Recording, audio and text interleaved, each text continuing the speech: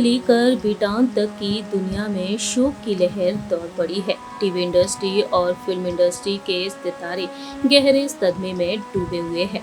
दरअसल हिंदी सिनेमा जगत ने एक अपूर्णीय रत्न वेटरन एक्ट्रेस सुरेखा सीकरी को हमेशा हमेशा के लिए खो दिया है। सुरेखा सीकरी, जिन्होंने हिंदी सिनेमा जगत में अपनी खास पहचान बनाई अपनी शानदार एक्टिंग के जरिए, जिन्होंने 40 से भी अधिक फिल्मों में काम किया, तो वहीं दूसरी ही तरफ कई टीवी शोज में भी वह काम कर चुकी थी। बीते लंबे समय से सुरेखा सीकरी बीमार चल रही थी।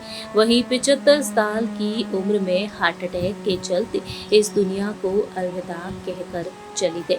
सुरेखा सीकरी राष्ट्रीय पुरस्कार से सम्मानित की जा चुकी थी। सुरेखा सीकरी का मुंबई में कार्डियक अरेस्ट के चलते निधन हो गया। टीवी शो बालिका वधू में दादीसा का किरदार उन्होंने ऐसा निभाया कि हर घर में दादीसा के नाम से मशहूर हुई और उन्होंने दादीसा के किरदार से अपनी खास पहचान बना ली।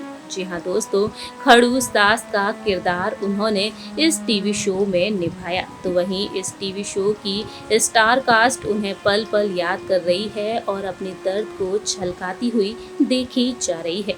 बता दें आपको कि इस टीवी शो में उनके पोते का किरदार निभाने वाले अविनाश मुखर्जी ने अपने दिल के दर्द को बयां किया है। जी हाँ, हम बात कर रहे हैं बालिका वधू में उनके ऑन स्क्रीन पोते जगदीश का किरदार निभाने वाले एक्टर के बारे में। हाल ही में उन्होंने अपने एक इंटरव्यू में अपने दिल के दर्द को बयां करते हुए कहा कि मुझे अभी अभी खबर मिली कि और मुझे बहुत दुख हुआ। ये हम सभी के लिए एक बड़ी क्षति है। मैंने व्यक्तिगत रूप से सुरेखा जी के साथ 2 साल तक काम किया है।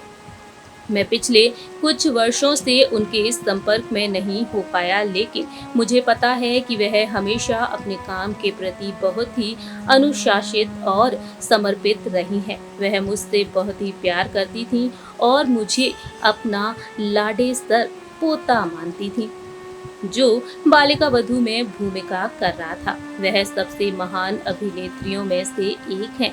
मैं अभी भी बालिका वधू की एक्टिंग देखने के लिए उनके पुराने वीडियो देखता हूँ और अभिनय के बारे में ज्यादा समझता हूँ। मुझे याद है कि मैंने उनसे बालिका वधू के सेट पर पूछा था कि आप इतना अच्छा अभिनय कैसे करती हैं। उन्होंने उस वक्त आंसर दिया था कि अनुभव, मुझे जो याद है और जो जीवन भर मेरे साथ रहेगा वह ये है कि जब हम बालिका वधू की शूटिंग कर रहे थे तब उनके जीवन में उनकी पति के एकमात्र व्यक्ति थे। दोपहर के भोजन के समय उसे अपने पति के निधन की खबर मिली।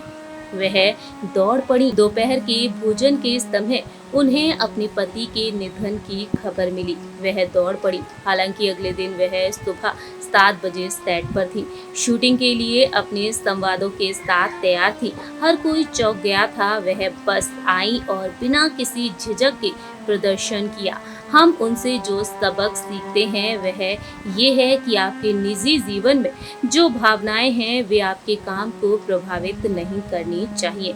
इसके लिए अगले स्तर के समर्पण और कार्यनीति की आवश्यकता है। हम आपको याद करेंगे दादीसा। इस तरह से उनके ऑन स्क्रीन पोते यानी कि अविनाश मुखर्जी ने अपने दिल के दर्द को बयां किया। अविनाश भी उनके बेहद करीब थे।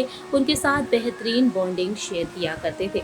तो वहीं अविनाश भी अपने दिल के दर्द को बयां करते हुए नजर आए हैं और उन्हें याद करते हुए देखे गए हैं।